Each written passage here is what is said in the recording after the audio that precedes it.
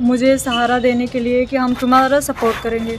अजरुद्दीन और रिजवान खान, इन लोगों ने मुझे 3 साल से मेरा शारीरिक शोषण कर रहे हैं और चौथे जगह बेचने की तैयारी कर रखे हैं। काफ़ी 10 साल हो गया मुझे थाने का चक्कर लगाते हुए।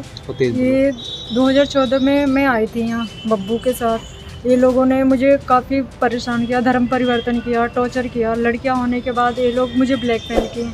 अच्छा, आपका जो संपर्क हुआ था कैसे हुआ था, क्या बताया था ये उसने? रॉन्ग नंबर से हुआ था। उस लड़के ने अपना नाम बब्बू बताया था। उसका नाम मुजम्मिल खान है। वो कहावत तो आपने सुनी होगी कि मोहब्बत हो गई पूरी, चलो अब जख्म गिनते हैं।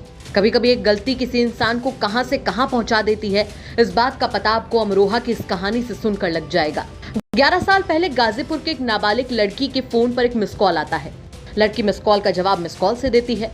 यह सिलसिला कई दिन तक चलता है। फिर बात कॉल तक और मैसेज तक पहुंच जाती है। लड़की लड़के से नाम पूछती है तो लड़का अपना नाम बब्बू बताता है। फिर महज कुछ दिन में बब्बू से बाबू तक का सफर पूरा हो जाता है और लड़की अपने माँ बाप परिवार को छोड़कर गाजीपुर से भागकर अपने बाबू के पास आ जाती है। लेकिन ढोल की ध्वनि दूर से जितनी अच्छी लगती है, करीब से उतनी ही कानों को तकलीफ भी देती है। लड़की के भी अच्छे दिन खत्म हो गए थे। लड़की का आरोप है कि वो भागकर अमरोहा जिले के गजरौला इलाके के कसरेव गए के रहने वाले बब्बू के पास आ गई। क्योंकि लड़की उस वक्त नाबालिग थी तो बब्बू उसे लेकर किसी मदरसे में चला गया। वहां जाकर लड़की को पता चला कि बब्बू का असली नाम मुजम्मिल खान है। लड़की का आरोप है कि मुजम्मिल ने जबरन उसे धर्म परिवर्तन करने को कहा और बहुत मारा पीटा। इस बीच लड़की 3 बच्चों की मां है। कहानी यहीं नहीं खत्म होती।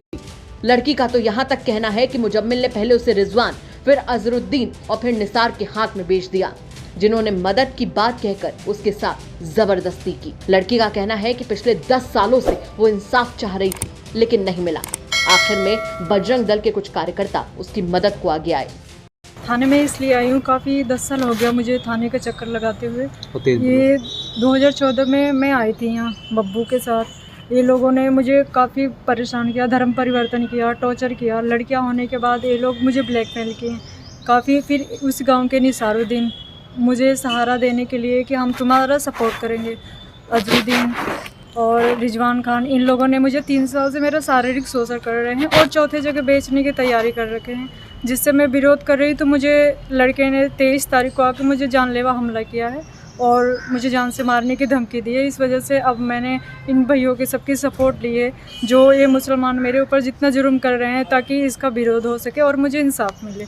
अच्छा, आपका जो संपर्क हुआ था कैसे हुआ था, क्या बताया था उसने? ये रॉन्ग नंबर से हुआ था। उस लड़के ने अपना नाम बब्बू बताया था। अच्छा, उसका नाम मुजम्मिल खान है। तो शिकायत वगैरह की इसकी आपने थाने में? इस वजह से काफ़ी मैं 10 साल से संघर्ष कर रही हूँ, लेकिन मेरी कोई सपोर्ट ना मिली मुझे और ना ही किसी ने मेरी मदद करी। और जिसने मुझे मदद करने के लिए कहा वो निसारुद्दीन ने, उन्होंने मेरा शारीरिक शोषण किया। उन्होंने, उनके लड़कों ने, और चौथे जगह बेचने की तैयारी कर ली। जो 23 तारीख को मैंने काफ़ी विरोध किया तो मुझे जान से मारने की धमकी दे। अब मैं वापसी अपने धर्म में आना चाहती हूँ, हिंदू धर्म में। अच्छा, इन लोगों का एक रूल है कि एक के साथ बेचना, दूसरे के साथ बेचना, तीसरे के साथ बेचना। ये धर्म के नाम पे अपने एक शारीरिक शोषण करते हैं हिंदू लड़कियों को अपने जब जाल में रखकर।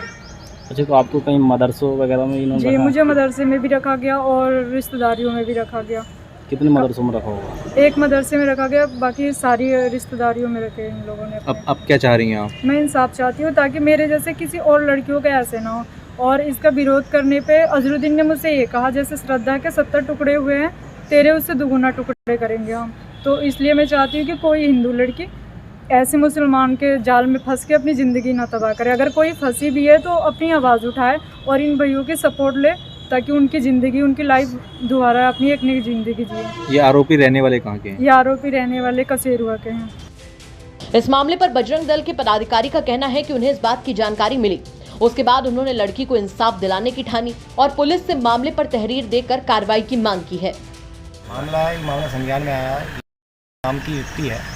आज 2014 में इसको बब्बू नाम के व्यक्ति से 2 नंबर के माध्यम से बब्बू से मुलाकात हुई। उसने अपना नाम बब्बू बताया। फिर उसको अपने झूठे प्रेम जाल में फंसाकर उसको अमरोहा में लेके आया। यहाँ आके पता चला कि वो मुजल्ली में मोमडन है। फिर उसको मदरसे में रखा। मदरसे के बाद हम मेरठ, संबल, ऐसी जो जहाँ उसकी रिश्तेदारी थी वहाँ रखा। तब उस समय नाबालिग थी। जब बालिग हो गई फिर उसने उसको निकाह किया।